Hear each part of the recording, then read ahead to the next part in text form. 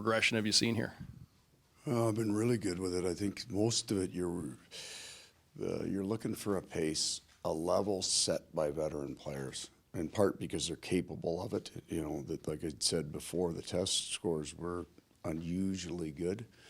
So they drove hard for 3 days. You get to your neutral zone, it's a little bit of a slower day, but we still got to 126 on one group and 121 on the other.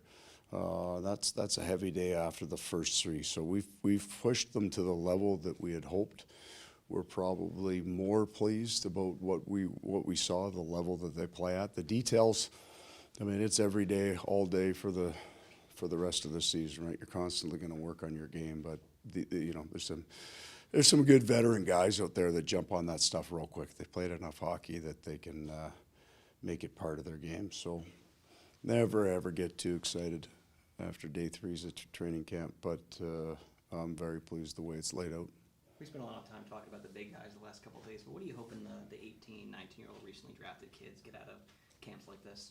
How good the big guys are, right? That's the best part. Because systems have changed with coaches and all that other stuff, the game's going to change. But you get on the ice one-on-one with Barkov and he takes you to the net, you've just learned something about the game, right? You go through the fitness testing and you've got your numbers, and then you look at the elite guy like Forsling, that you learn something, that how far off I am from an NHL player. So that's what we want those kids. We want them to have a good time. We want them to work hard and do all that. But I really just want them to watch the NHL vets, because that's all they need to learn. When you talk about the rate scores, the fitness scores that everybody showed up in, is that just a testament to this being a group that was ready to work all summer and show up ready to go? Okay, so they did. They worked hard all summer, but what I like about it is nobody big leagued the tests. So there's going to be 10 guys in that room, but they don't feel like it. They don't have to push to that exhaustion, right? So those VO2 tests are brutal. But, yeah, you come up with a good score, it's fine. I'm not cutting you. The veteran guys pushed hard on those tests. They wanted a good number, right? It got to be a competition, I think, for those guys. So they're competitive men. They want to, and then they're proud of the work that they did.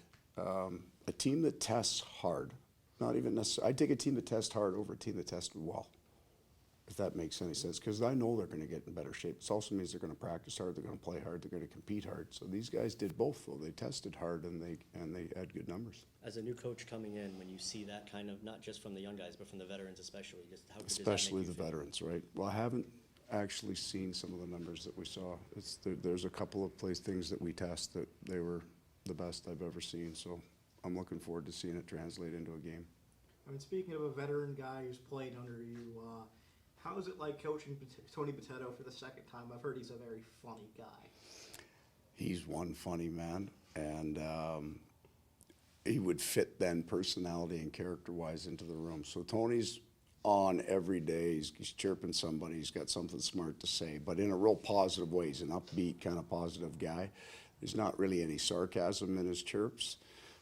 So everybody loves Tony, right? Wherever, every team he plays. When we got him from Nashville, I called their assistant coach because I had worked with him for years, and that was the thing he said. He'll be a culture guy for you.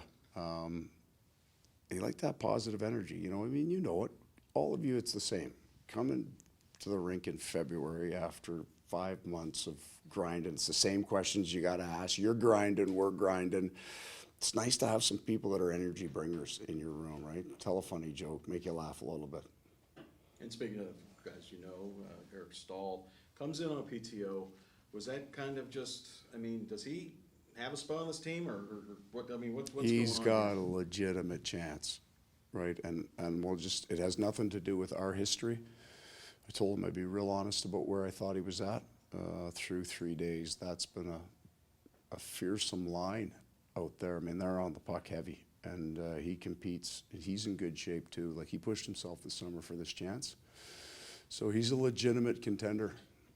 I know he's a veteran. I mean, we all know. Yeah. But having the PTO in place on signing day, knowing that, okay, I'm going to Florida. I'm going to Florida for sure.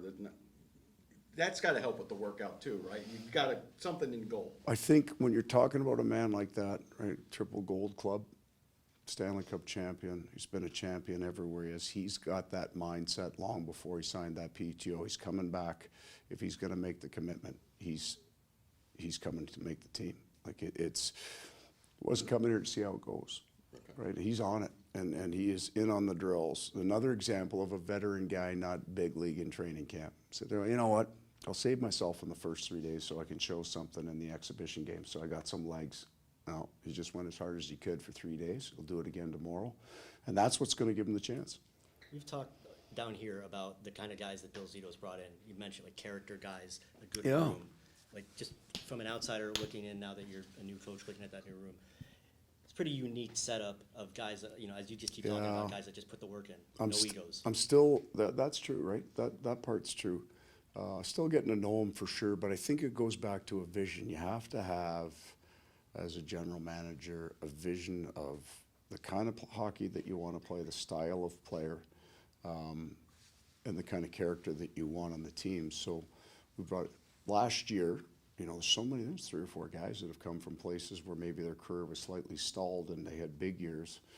And that's what we're hopeful for some of the other players that we've brought in. We can bring them in and kind of, not necessarily resurrect, but get them back, as I said yesterday, to a game that they played when they came into the league. Patrick Giles is a guy that has been rotating in with the regulars in both groups. He just joined Yeah. the group one today. What kind of things have you seen from him, both in rookie camp and training camp? Okay, but the first part of that, as an explanation, the original structure is 5 lines. So as soon as you lose one player out of the group, you go with 2 groups of 7. So it's not necessarily he's the odd man out, but because the other lines were intact, he's de facto odd guy out. So he's rotating in. I liked in his rookie camp, so this first time I've seen his ability to control the puck in the offensive zone, I think is his strength. He can get it along the walls. He's got a really good set of hands for a big man.